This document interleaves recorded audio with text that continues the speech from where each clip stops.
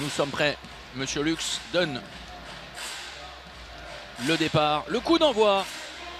Et le PAUC va tenter de faire aussi bien, voire mieux que Dunkerque. L'USDK a gagné le match de la peur, souvent appelé communément ainsi, hier face à une équipe de Chartres en déconstruction, en déconfiture.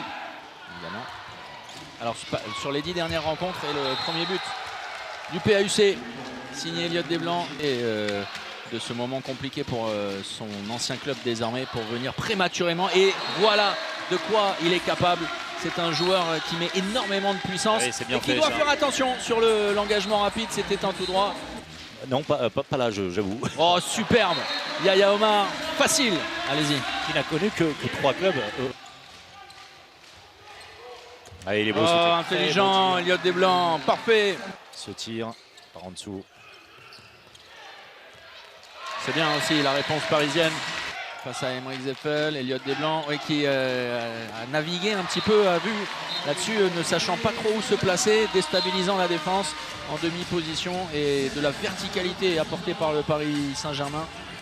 Malgré tout, hein, ce genre de tir, il y a des qualités techniques, oui, mais c'est vraiment parce qu'il n'y a pas de solution.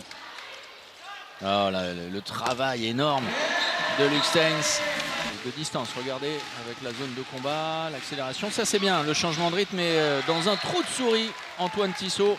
L'ancien Nantais, on est heureux de retrouver Lucas, justement, de la bretèche sur le terrain. Et c'est bien, belle entrée. Avec Godin. Oui, parfait ça, Yaya Omar. Comme on a vu, alors hier, Saint-Raphaël était diminué. Largement, oui, c'est sans doute dans cette journée de championnat l'une des équipes les plus diminuées.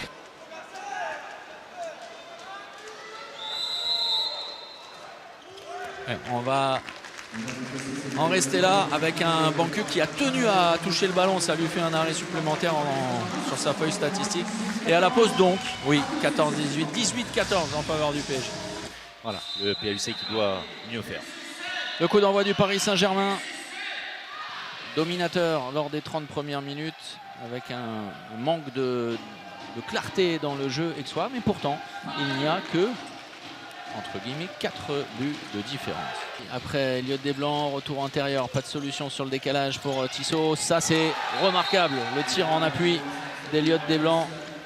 Le Saint-Raphaël qui sont en train de faire une Saint-Raphaël. Oui, totalement. C'est 8 resté au port. Sans but. Peut-être avec Mathieu Gréby. Et oui. Juste sous la jambe de Banque, enfin. Et Karl Conan. Le catch and shoot. Oh, énorme, Aymeric Zepfel. Oui, il est bien donné. Un très bon timing entre les deux garçons. Hein, avec un tir pas évident du tout, mais transformé en puissance. Et par puis Aymeric Zepfel, version diesel. Oh, superbe réflexe. Banque. C'est un ballon pour passer devant. Pour voir le rôle des deux demi. Elliott Desblancs qui porte le ballon. Et là, c'est... Oh, exceptionnel. Il y avait les montagnes de Savoie. Ah, il est passé avec le travail de Chipchak à l'intérieur. Renversement, Tissot qui n'y va pas. Bras levé. Oh, ça manque de vitesse. Et pourtant, oh, Alexandre Trita, le bras de feu.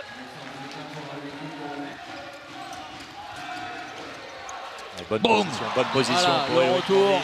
Saint-Germain pour reprendre ses aises avec évidemment la bonne exploitation, la situation de supériorité numérique, et que ce retour de José Bajnik fait du bien au PAUC. Un poste de pivot, il n'y a plus de solution, ballon perdu. Voilà, le temps mort catastrophique, en tout cas la sortie de temps mort, et derrière heureusement le 2 minutes. 2 minutes. Oui, 2 minutes. 2 minutes contre Lux qui a envoyé une bougie pleine tête pour empêcher le jeu de se mettre en place. Sans gaucher, hein. Sans gaucher.